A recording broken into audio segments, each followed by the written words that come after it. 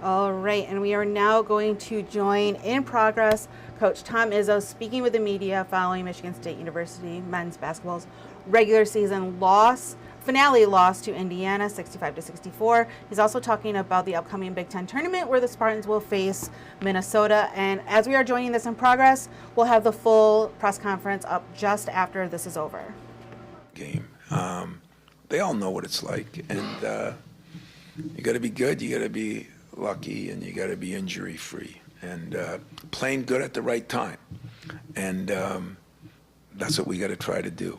We played a little better, but not good enough.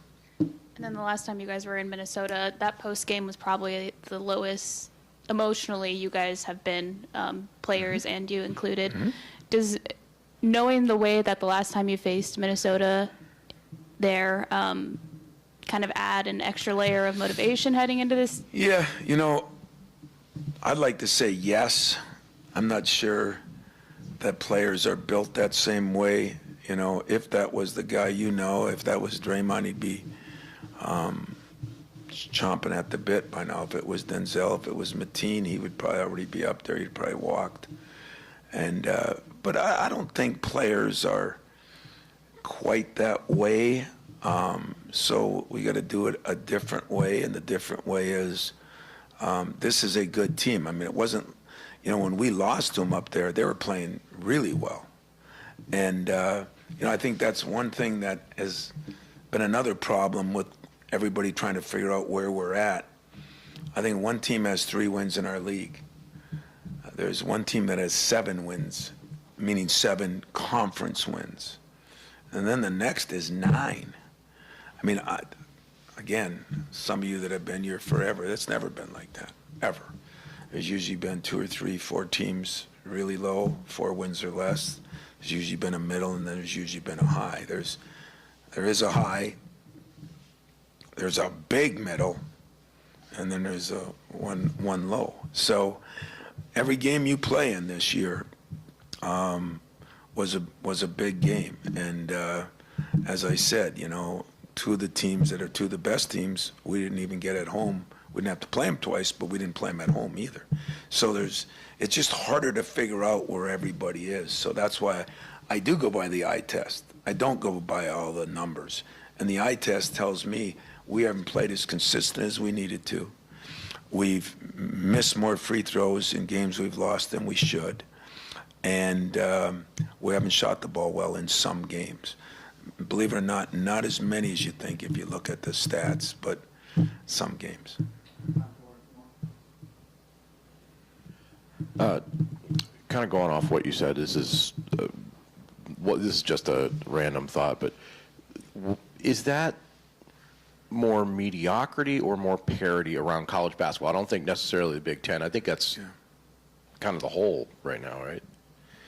Yeah, that's a good question that I don't really have an answer for. I think most coaches right now don't have an answer for a lot of questions. They're all trying to figure out.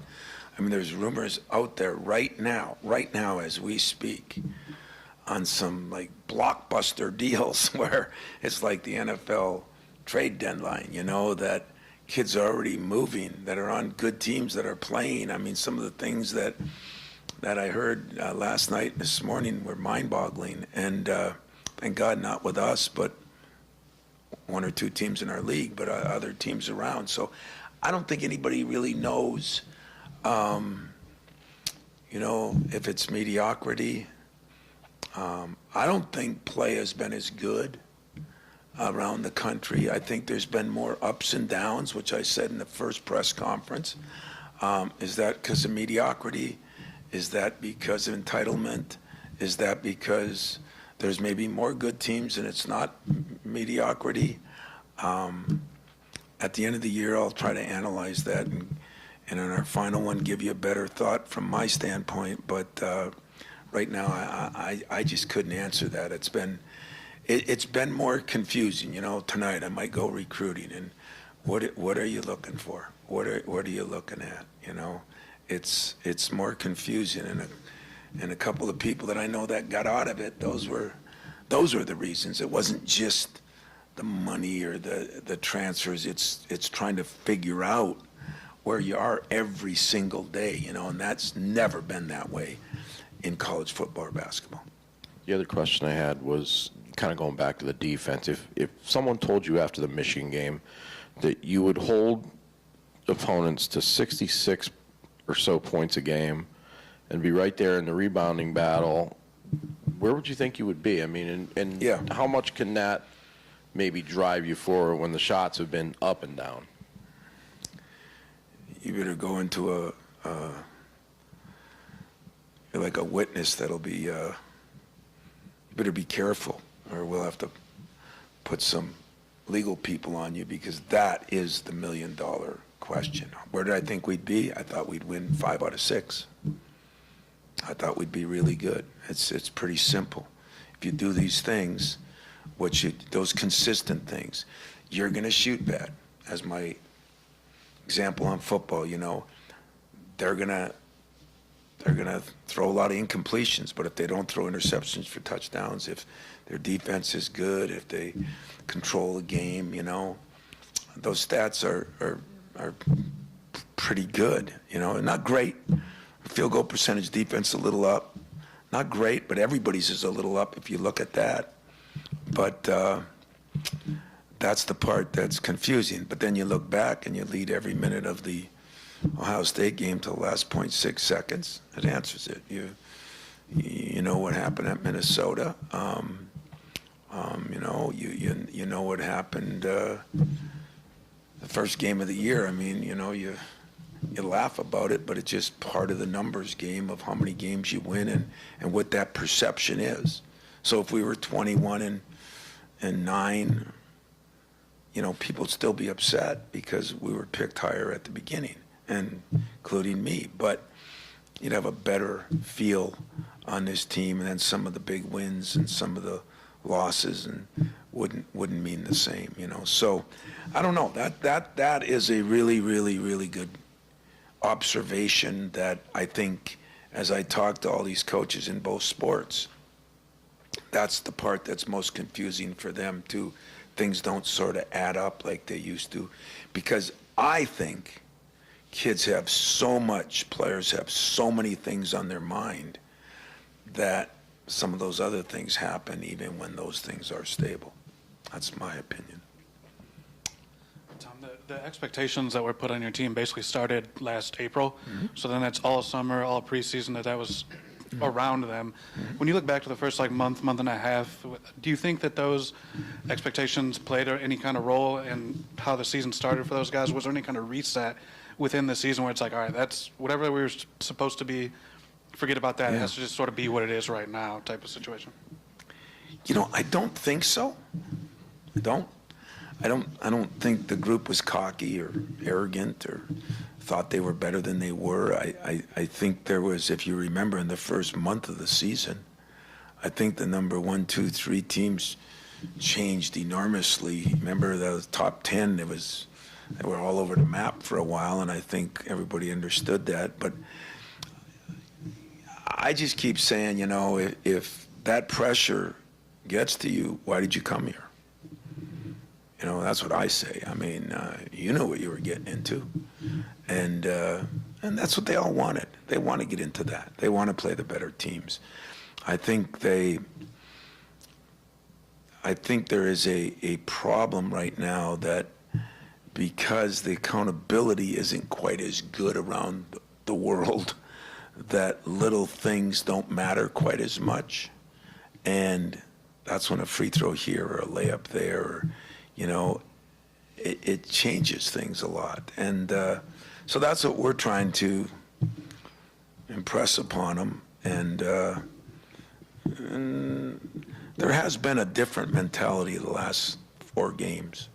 I think there's a different feel for we played pretty good. I mean, Indiana, it was not an easy place to play, and they played pretty well.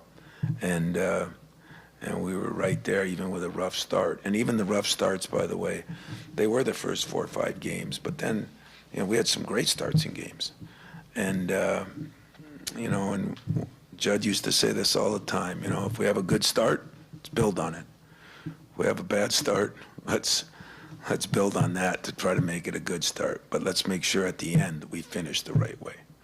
And, there's been some games we have not finished the right way. And veteran players, especially at the guard, veteran coach, I think there's a little blame to go with all of us. And I just made sure, as I probably look like not good, that the last couple of weeks that I'm trying to take care of my end of that bargain, because I have to do a better job too. And hopefully the players are taking care of theirs. And if we put those things together, if we get our guard play like I think, our centers gotta do what they do. We can't have them all of a sudden somebody's not going to score 20 points, so disappointment's going to hit a lot of people. But that's the way that is. And if Malik can play like he is, I think we have enough depth, and I think we're good enough to make a run. So we'll see what the run is, and it won't be easy from the first game, because Minnesota is a good team. They've beaten some good people. What else? Fred, baseball here? You nothing? Been here. Huh? Won't be a Saturday now until November without baseball. You know what? That floats my boat. I'll tell you that right now. That's exciting. Nothing else? Thank you. What's that? It did? Oh, that disappoints me. I had talked to Drew a week ago, because I thought he did do a very good job this year. And like I said, talked to Denzel today. But, yeah, it's one of those years where I do try to follow other leagues, and I especially try to follow people that, I got one of our GAs at Virginia Tech, and, he drew there, other people, other places. But kind of had my hands full with my own, so I didn't realize that he didn't get it. But all he has to worry about is, did he have a good year? Does the team get better? And hopefully maybe he can do some damage in their conference tournament now. What seed are they, do you know? I mean, that's your school, so you should know. I should know, but I think they're the top seed. Yeah. For second, did they beat? One or two? They beat Dayton, though. Because you beat. I don't follow A-10 as much as Big Ten, so. God bless you. All right, guys, ladies. See you later.